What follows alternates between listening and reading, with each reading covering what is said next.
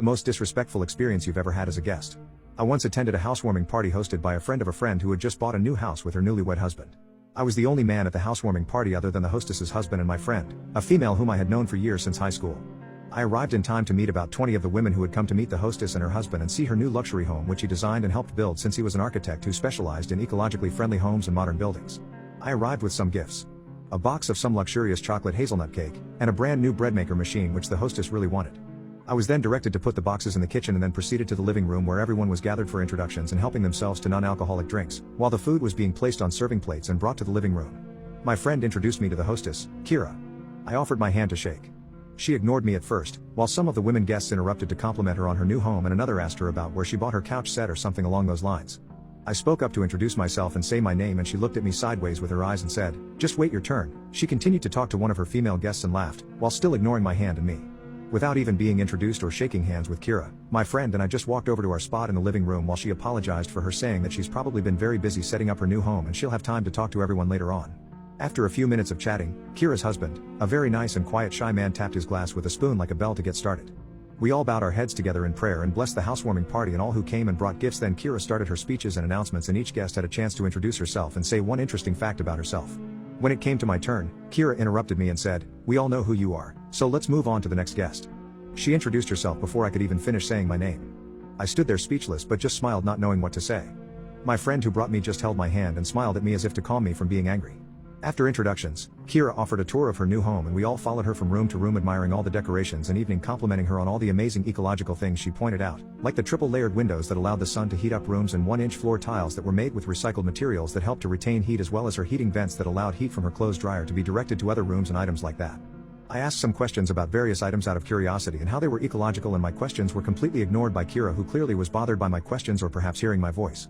When I asked about what certain switches were for and other details, Kira politely reprimanded me saying, "Don't touch anything," which she repeated again when she showed her gray water recycling system for the toilets and for use in their garden and greenhouse room that held many plants and had an indoor bed of vegetables growing under a large slanted window which made up much of that room's wall that allowed sunlight in.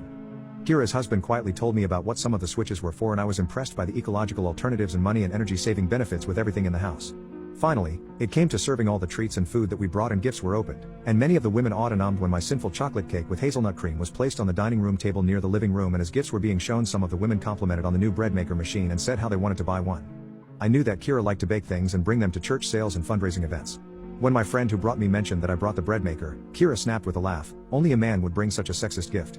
Not all women are destined to stay in the kitchen." I didn't hear any thank yous, and Kira's husband spoke up and said how he loved all the varieties of bread that his own mom used to make and how she'd add nuts, raisins or berries and even add coffee or tea to make wonderful flavors of bread. I simply ignored the insult and tried hard to not say anything since I was in her house and I didn't feel it was my place to defend myself or argue. As a gentleman, I let all the ladies be served first, whether it was cake or salad or chicken wings. When I was finally served, I was really impressed with some black and spicy chicken on skewers which I thought were really delicious, and when I asked who made these and what was put into the recipe, the hostess snapped so rudely, "If you don't like it you can leave, we didn't make this food just to feed you." I nearly choked and I tried to speak up about how much I liked the chicken skewers, wanting to get the recipe so that I can make them at home. She interrupted me before I had the chance to respond, snapping, "Be quiet or leave." I was speechless and I started to fight back tears. Kira's husband quietly walked over and started to rub my shoulders and told me, "I love the chocolate cake that you brought over." I then grabbed the bread maker still in the box unopened and I headed for the front door where my jacket was in the front closet. Kira yelled at me saying, "Put that back, it's not yours to take."